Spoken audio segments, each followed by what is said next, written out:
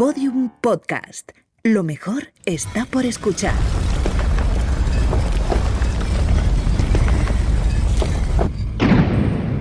Dentro de la pirámide, con Nacho Ares.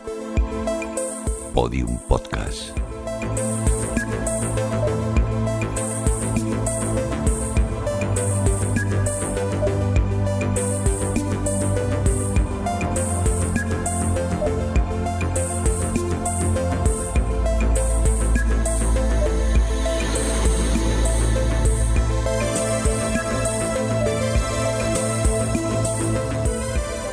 Bienvenidos a Dentro de la Pirámide, el podcast aquí en Podium Podcast, en donde cada 2 semanas nos acercamos a adentrarnos en los misterios, la historia y los enigmas de esa cultura tan fascinante que nos dejó hace casi 2000 años la cultura egipcia. A lo largo de casi 3 milenios aportó monumentos, personajes, historias, leyendas, mitos que todavía hoy, más de 2 milenios después, nos siguen fascinando. Y en concreto vamos a dedicar este programa a una figura, a la reina Nefertiti, la gran esposa real del faraón Akenatón. Vamos a viajar a mediados del siglo XIV antes de nuestra era para reencontrarnos con una mujer extraordinaria de cuyo busto sensacional, hoy conservado en el Museo de Berlín, celebramos 110 años.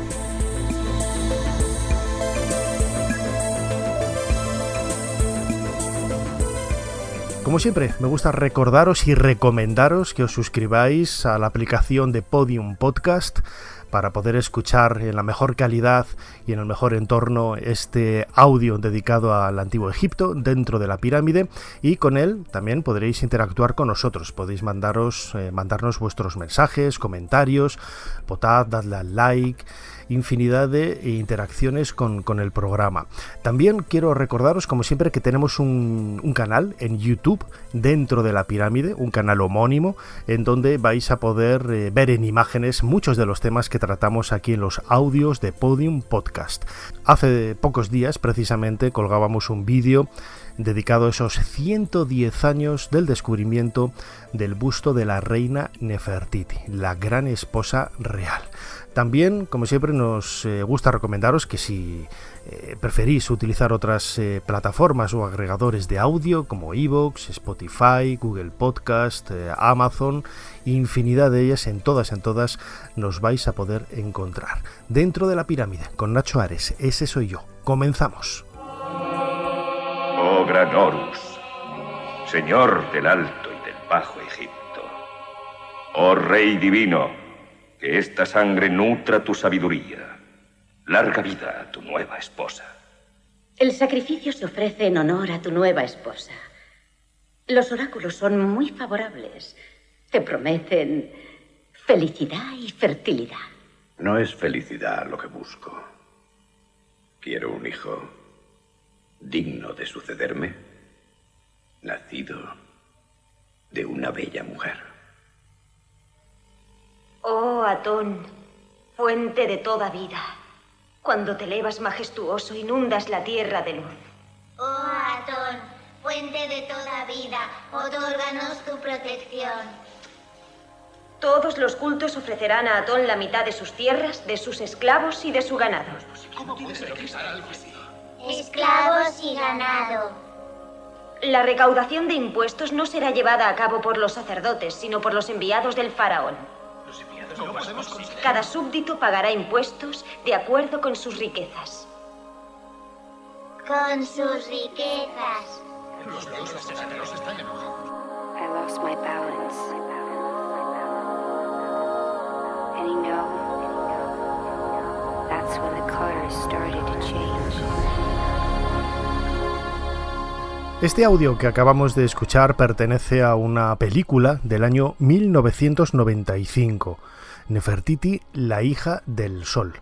Una película que yo descubrí hace poco tiempo y que curiosamente tiene el mismo título, La hija del sol, de mi penúltima novela, esa novela que dediqué precisamente a la época de Akenatón y en donde Nefertiti desempeñaba un papel importante, mudo, porque apenas hablaba en toda la novela, ¿no? Pero era una forma de expresar quizás el silencio con el que esta mujer ha trabajado durante casi 2 décadas en el reinado de Akenatón, como decía al principio, a mediados del siglo XIV antes de nuestra era, realizando una labor que poco a poco comenzamos a sacar a la luz, porque al igual que sucede con todos los grandes protagonistas de esta época, está repleta de misterios. No sabemos nada, hay que recordar una vez más que era una época de controversia política.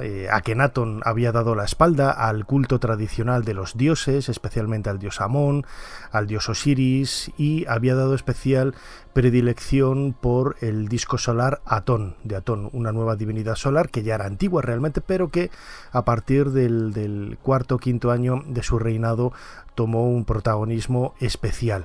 Y esto es lo que hizo que al final de su gobierno, en el año 17, poco a poco quizás esos miedos, esos escarceos, con quizás el anhelo de retomar el culto anterior, porque veían, ¿no?, que el gobierno se venía abajo, es lo que hizo que poco a poco, bueno, pues algunos hablan del asesinato de Akenatón para que su hijo y sucesor Tutankamón adquiriera el gobierno, el trono de las 2 tierras y gobernara y recuperara, ¿no?, el recuerdo y la memoria, instaurando de nuevo el culto al dios Amón, y en ese contexto aparece la reina Nefertiti como la gran esposa real, la esposa principal del faraón hereje, ese faraón Amenofis IV Akenatón. Insisto, desconocemos prácticamente todo de ella. En esta película del año 95, Nefertiti, la hija del sol, se decantan por la idea de que fuera una reina extranjera,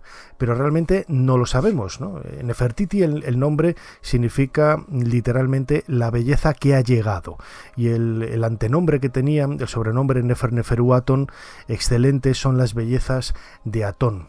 Todo ello, era quizás la forma de poner nombre a una imagen que se convirtió desde el 6 de diciembre del año 1912 en icono de la belleza en el mundo antiguo.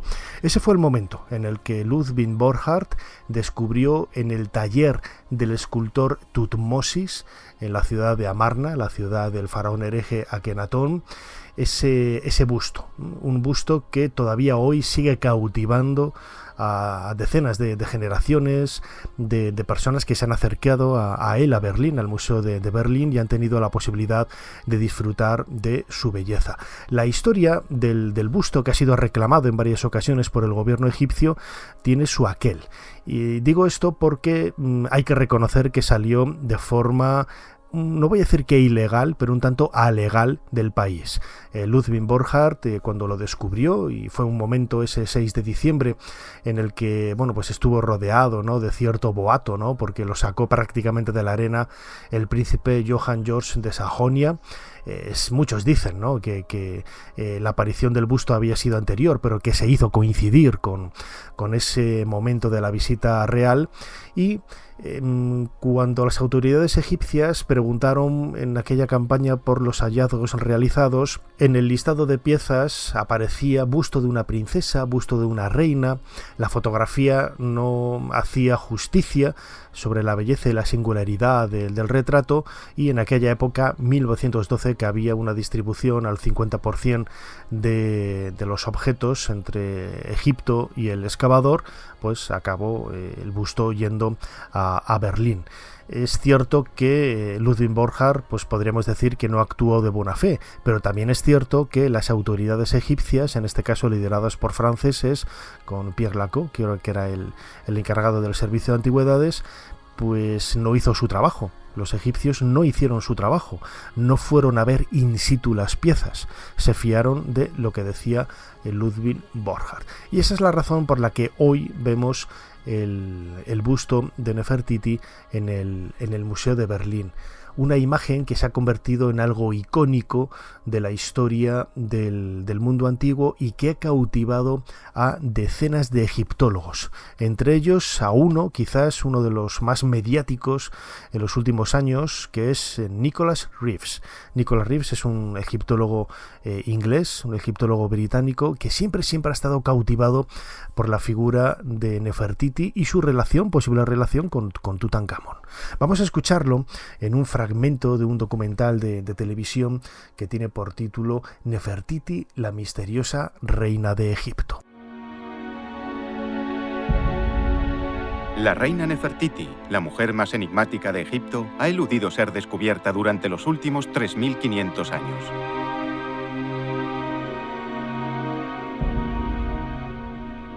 Su paradero es un misterio que siempre ha intrigado a uno de los egiptólogos británicos más importantes. El doctor Nicholas Reeves cree que Nefertiti y otros miembros de la familia de Tutankamón continúan enterrados en el Valle de los Reyes. Esta conclusión es la culminación de la obsesión de toda una vida por desvelar el pasado. De pequeño coleccionaba monedas romanas. Las llevaba al museo local para que las identificaran. De ese modo me fui haciendo amigo del personal del museo. Y eso a una edad en la que la gente normal está por ahí divirtiéndose. Y empecé trabajando de voluntario en el museo. Supongo que siempre he sido más un arqueólogo de despacho que de campo. Lo que más me interesa es la constatación de la evidencia. Estoy realmente convencido por mis estudios de que hay al menos un último escondite sin descubrir en el Valle de los Reyes. La pasión del doctor Reeves por la egiptología fue alentada por su mentor y tutor en la universidad, el profesor John Harris, quien se dio cuenta inmediatamente de su potencial. Este también lo estoy buscando. Además, compartían teorías similares sobre Nefertiti que en aquel momento eran consideradas radicales, y esto les llevó a toda una vida de colaboración. Me impresionó desde el principio que hubiese alguien preparado para preguntar, para pensar. Y más adelante, cuando empecé a conocerle, me di cuenta de que era muy brillante para los detalles y las antigüedades. Yo pienso que si queríamos a alguien que fuese al Valle de los Reyes y viese cosas minúsculas y comprendiese cuál es su verdadera importancia y pudiese decir, seguro que esto es la otra mitad de algo que encontramos en la tumba 55 o que pertenece a esa serie de cosas, ese era él. La búsqueda de Nefertiti que Nicholas Reeves está llevando a cabo ha sido inspirada por una simple pregunta. ¿Cómo es posible que se enterrase un tesoro tan importante con Tutankamón si murió muy joven y no hubo tiempo para prepararle una tumba adecuada?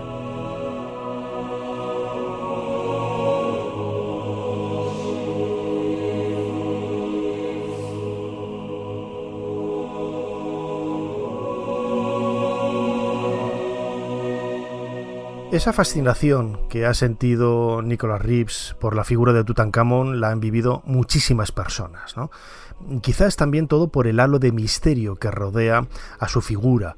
Desde el momento en el que acabó el reinado de Akenatón, muchos de los textos, de las efigies, de los relieves, de las pinturas, de los nombres, donde se podía leer Nefertiti o incluso Akenatón, fueron borrados por los seguidores, especialmente en época ramésida, como 50 o 60 años después, es cuando empieza a considerarse a Akenatón el faraón hereje, especialmente, como digo, con Ramsés II. Y esto ha hecho que exista ese halo de misterio ante una laguna histórica que surge en el siglo XIX y que alcanza su mayor esplendor en ese año 1912, hace 110 años, con el descubrimiento del busto de la reina Nefertiti. Algunos han planteado la posibilidad incluso de que sea una falsificación para justificar, ¿no?, y abanderar la cultura blanca, la raza blanca en el antiguo Egipto. Esto es una estupidez. Los egipcios eran blancos, lo hemos dicho 1000 veces, morenos de tez, pero no tenían que ver nada con las culturas negras africanas, ¿no?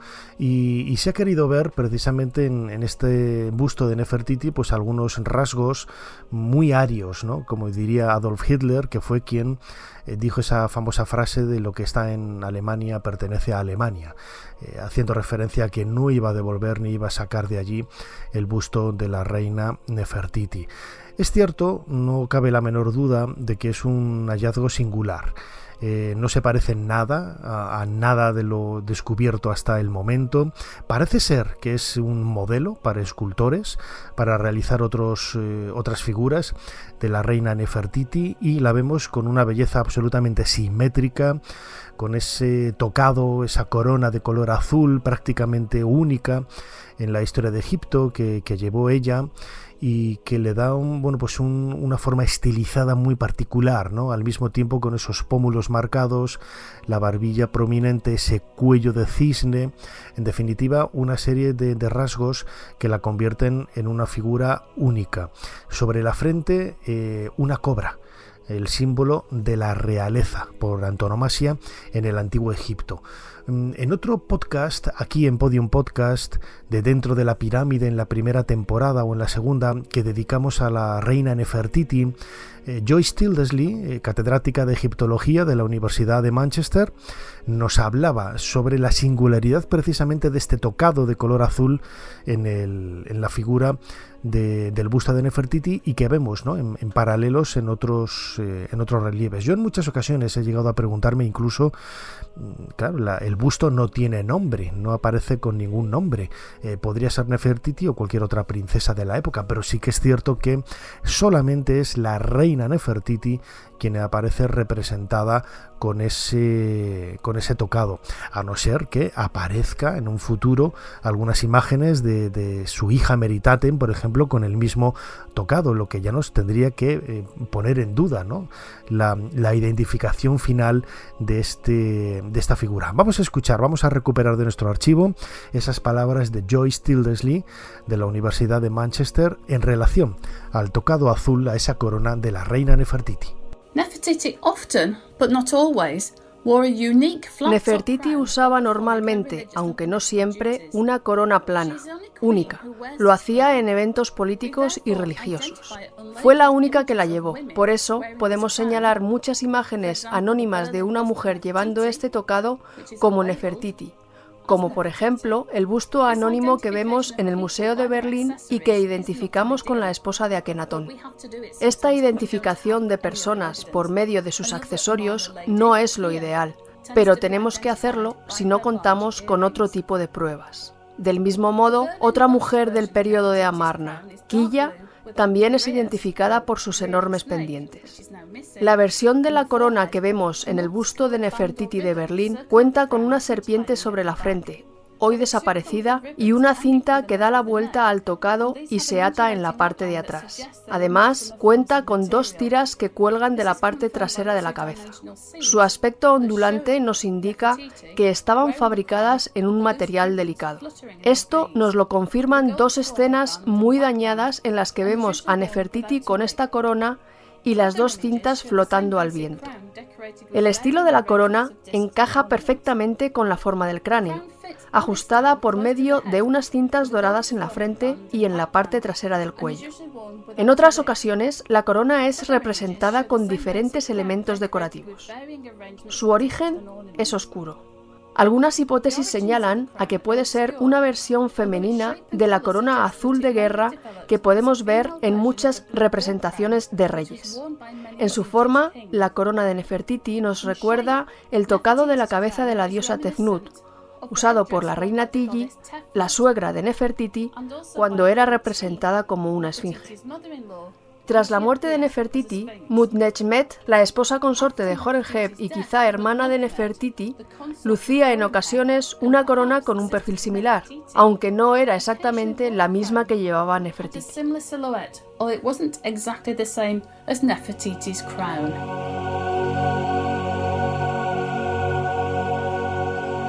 Dentro de la Pirámide, con Nacho Ares, en Podium Podcast.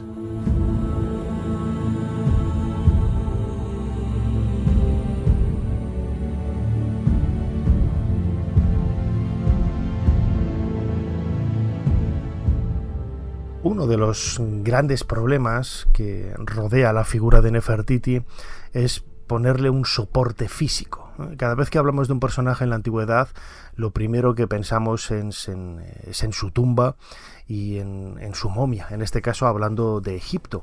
Y eso ha sido la meta de muchísimos arqueólogos a lo largo del último siglo. Quizás el primer lugar en donde se buscó fue la ciudad de Akenatón, de Amarna, la tumba real de Akenatón en Amarna. Bueno, pues es uno de esos lugares en donde se ha querido ver el enterramiento de Nefertiti. Hay una galería descendente y hay un par de giros a la derecha. Hay que recordar que siempre las tumbas de las reinas de la 18 dinastía tienen ese giro hacia la derecha. Pues el primero de ellos va a dar a una cámara que está inacabada, que seguramente debió de ser utilizada para hacer la tumba de Nefertiti, aunque no llegó a acabarse. Y la siguiente entrada a la derecha pertenece a tumbas de princesas, Meritaten puede ser una de ellas, Maketaten, bueno, no lo sabemos realmente, ¿no? Pero la búsqueda, como digo, de la tumba de Nefertiti ha sido algo que ha cautivado a muchos egiptólogos. En ese corte de ese documental de la BBC, en donde se nos hablaba de Nicholas Reeves, era un documental del año 98, justamente antes de comenzar sus excavaciones en el centro del Valle de los Reyes para buscar la tumba de esta mujer tan extraordinaria.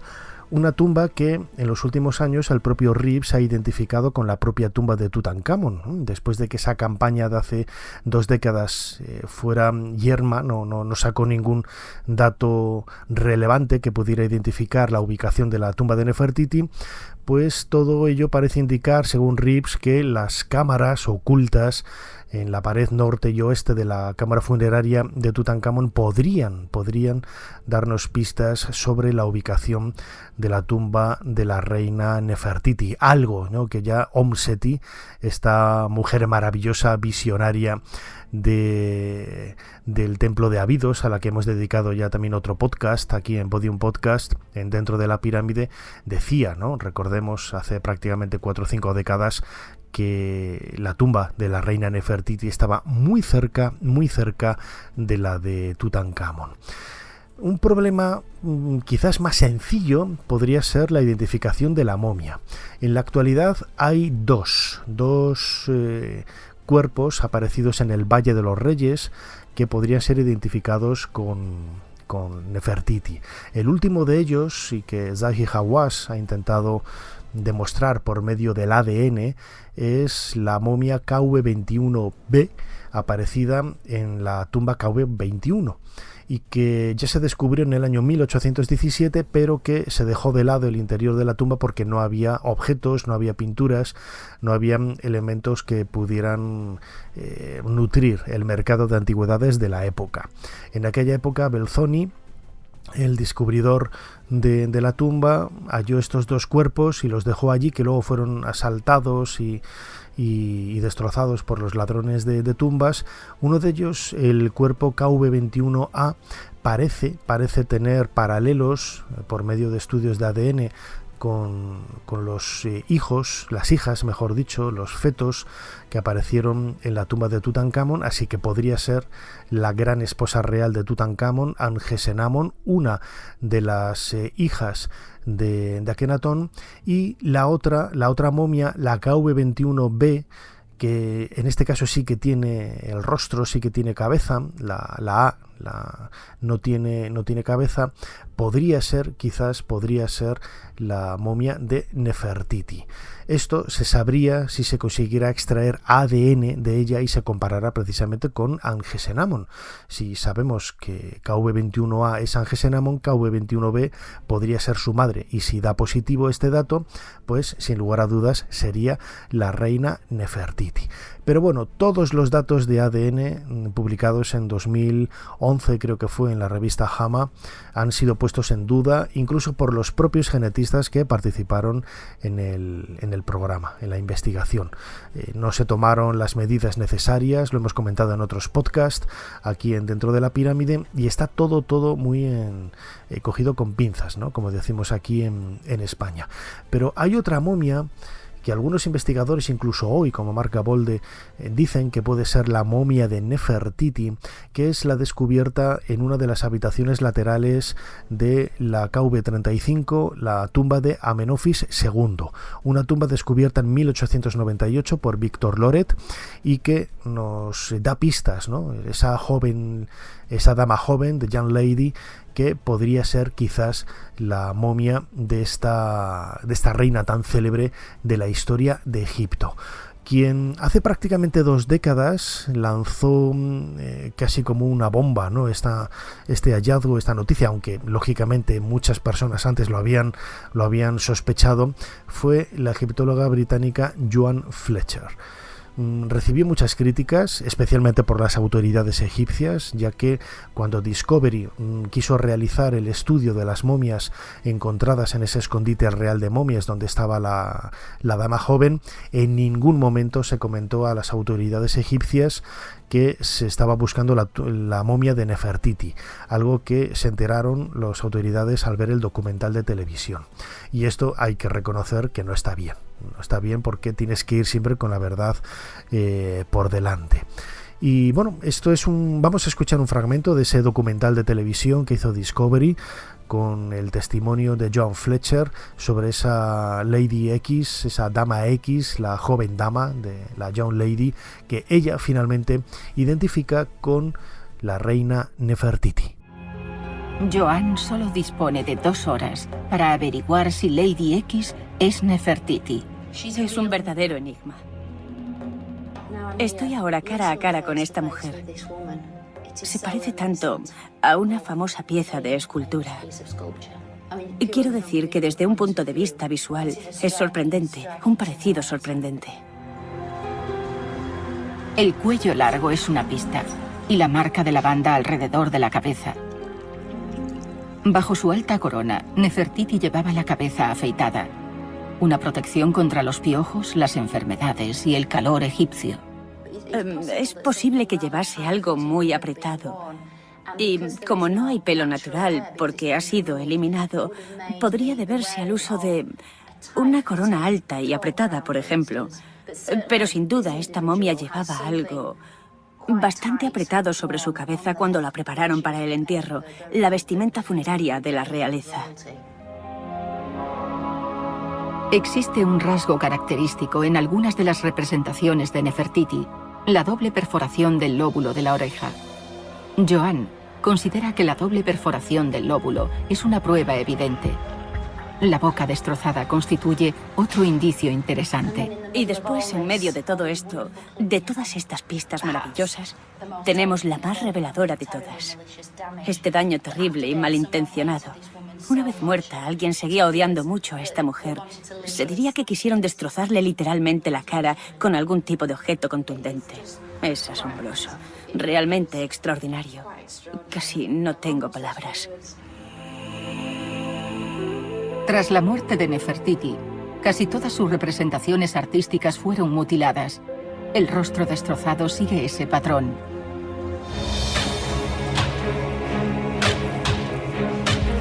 Una momia con la boca destrozada no podía pronunciar su nombre ante los dioses, ni entrar en el más allá.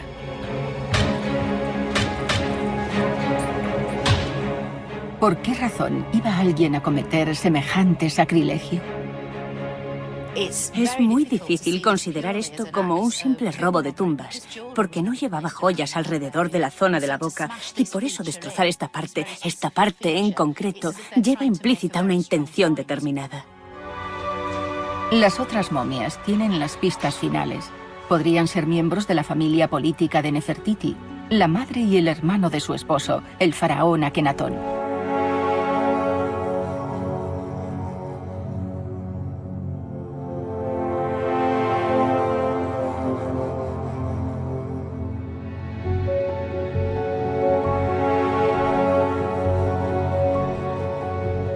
Como Como digo, no sentó muy bien a las autoridades egipcias este documental de televisión.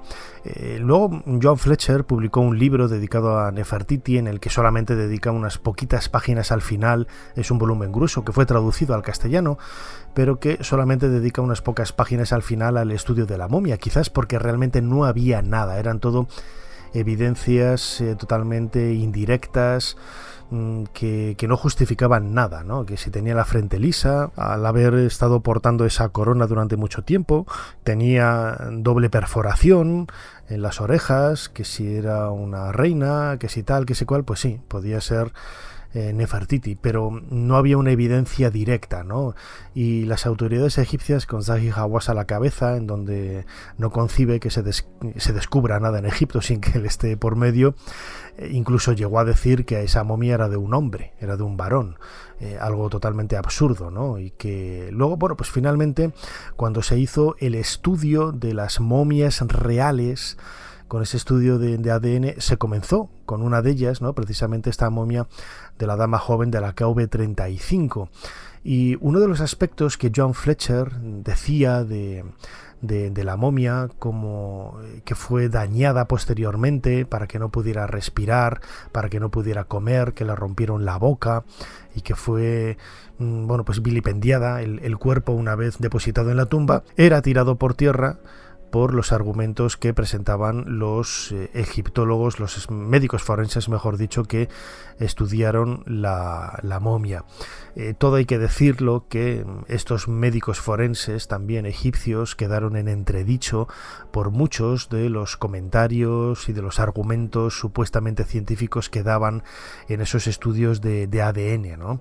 Y que, en definitiva, bueno, pues todo está abierto, y quedan todavía muchas puertas por abrir, muchas preguntas por responder, pero esto, lo que vamos a escuchar ahora, es lo que aparecía en ese documental de televisión de National Geographic, en este caso, rivalizando con Discovery, sobre la verdadera identidad, o por lo menos los datos más fidedignos, según ellos, que podían sacarse de la momia de la reina Nefertiti, identificada así por Joan Fletcher. Sí, aquí hay otra prueba.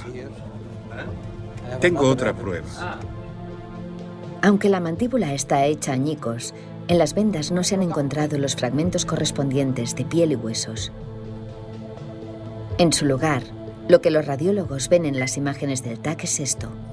En el interior de los senos nasales hay fragmentos de hueso y trozos de dientes rotos. Este es uno de ellos. Y este es otro. La cavidad está cubierta de material de embalsamamiento que selló la herida. Esto es el diente y esto otro el material que emplearon para rellenar el interior de la momia. En otras palabras, los huesos y los dientes fueron destrozados antes del embalsamamiento. Así que esto nos hace pensar que la herida se produjo antes de la muerte, ¿no? Esto es un tema serio.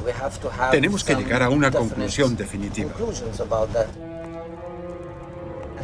Supongo que debió de ser asesinada.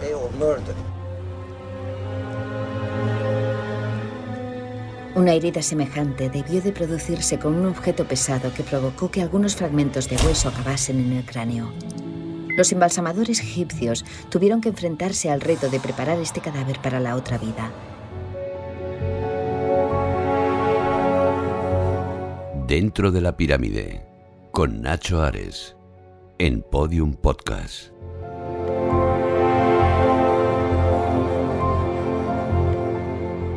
El principal problema con que contamos con este periodo de 17 años de gobierno de Amenofis IV Akenatón y su esposa, la gran esposa real Nefertiti, es, como decía en un principio, la falta de documentos.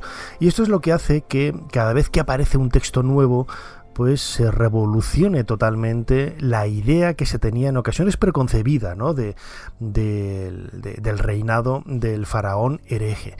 Quizás lo más impactante en la última década es que en todos los libros siempre se había leído que Nefertiti desapareció en algún momento del año 12º del reinado de Akenatón.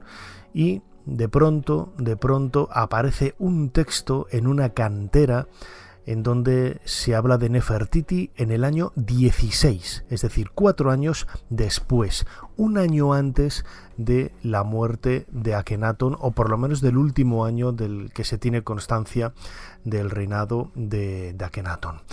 Este grafito apareció en una cantera en Deir Abu Hinis, descubierto por los egiptólogos belgas que también trabajan en Deir el-Bersa y en otros lugares del Egipto Medio, cerca del Minia, muy cerquita de donde está la ciudad de Akenatón.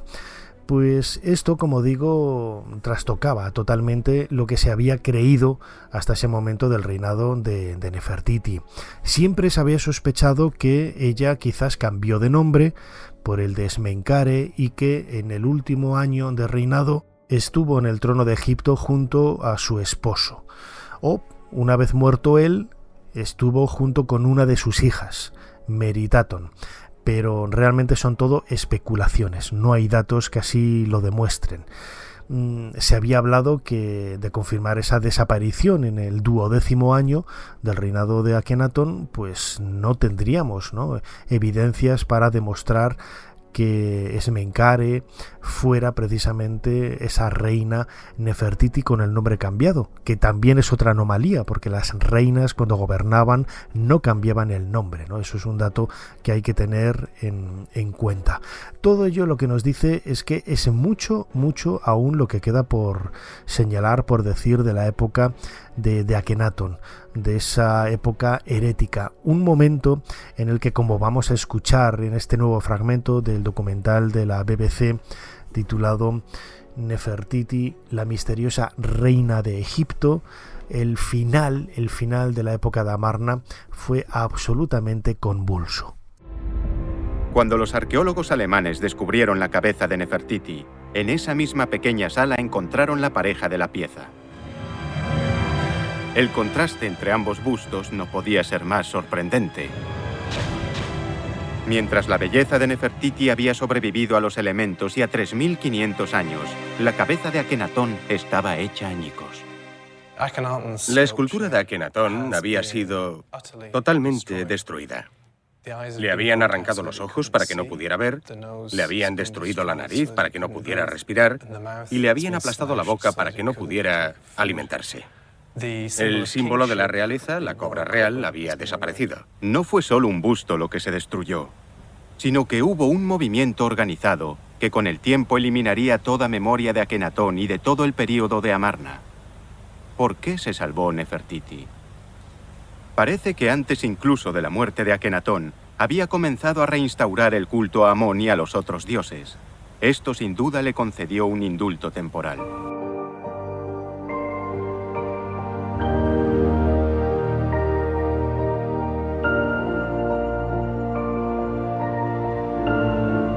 La posibilidad de la existencia de un complot para acabar con Akenatón o incluso con su sucesor Tutankamón siempre ha estado en boca de todos los egiptólogos. Realmente no hay documentación al respecto, y la poca que hay, como esas famosas cartas que vamos a escuchar ahora en la voz de James P. Allen, por ejemplo, uno de los mayores egiptólogos estadounidenses que hay en el mundo, que ha trabajado de una forma muy intensa con textos especialmente de la época de Amarna, esas cartas en donde una reina pide a los hititas que le mande un príncipe para convertirlo en faraón de Egipto.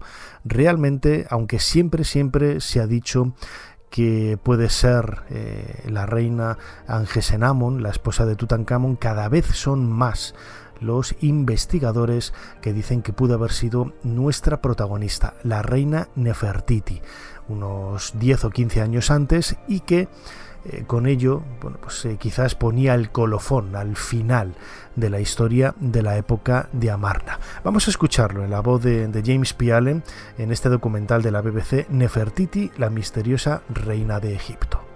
Hacia el final del período de Amarna, una reina de Egipto escribió a los hititas diciéndoles que su marido había muerto, que no tenía hijos y que no estaba dispuesta a tomar a alguien que ella consideraba su siervo como marido.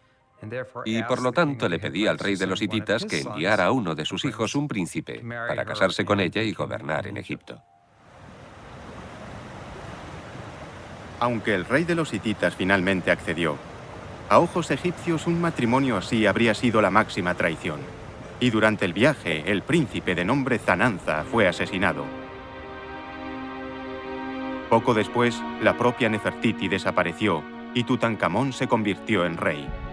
Para la ciudad de Akenatón, los días de gloria habían terminado, la vieja capital religiosa volvía a estar de moda, el período de Amarna había durado menos de 2 décadas, y al final, los sacerdotes de Amón volvían a tener el control. Una de las cosas que parecen ciertas, no obstante, es que Tutankamón nombró nuevos sacerdotes por todo el país.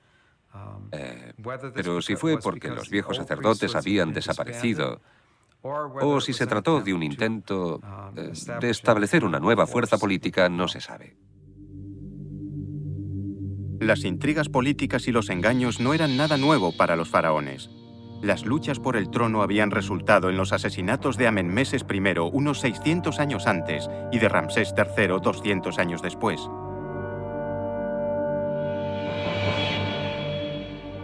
Quizás Akenatón sufrió un destino similar antes de que Nefertiti ocupara el trono.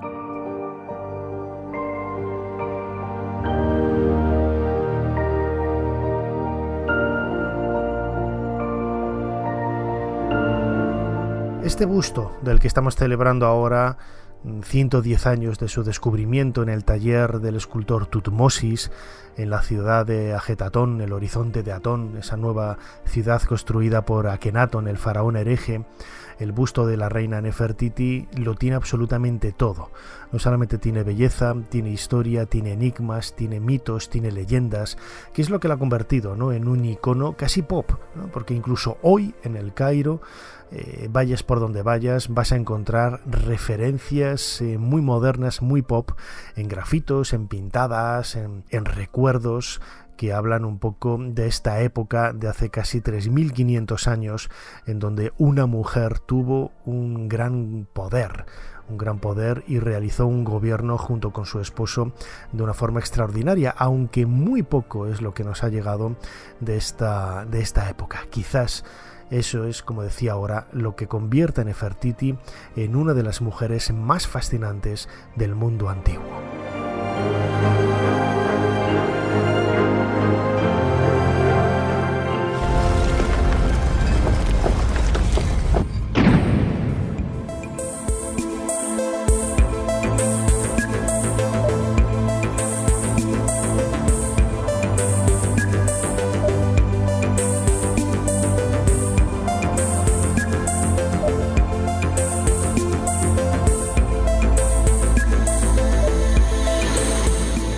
Llegamos al final de este nuevo podcast de Dentro de la Pirámide, aquí en Podium Podcast. Espero que hayáis disfrutado de él. Como decimos siempre, dad al me gusta, compartidlo en las redes sociales, escribid vuestros comentarios, de qué queréis que hablemos en el programa. Seguiremos haciendo programas hasta el final de temporada, en julio de 2023, y este año que acaba ya, el 2022, bueno, pues nos deja, este es el último gran aniversario, ¿no?, el 110 del descubrimiento del busto de Nefertiti, pero hemos vivido 120 años de la inauguración del Museo del Cairo, 50 años de la muerte de C.V. Ceram, 90 años de la película La momia, protagonizada por Boris Karloff, 200 años del desciframiento de la piedra de Rosetta, con la que se daba apertura al conocimiento de la escritura de los jeroglíficos y quizás el aniversario más importante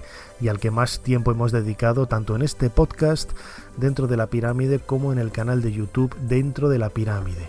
El descubrimiento de la tumba de Tutankamón, un 4 de noviembre del año 1922. Seguiremos compartiendo con vosotros nuestra pasión por el Antiguo Egipto. Gracias de nuevo por estar ahí. Soy Nacho Ares y nos seguimos viendo y escuchando aquí, dentro de poco, Dentro de la Pirámide. Hasta pronto.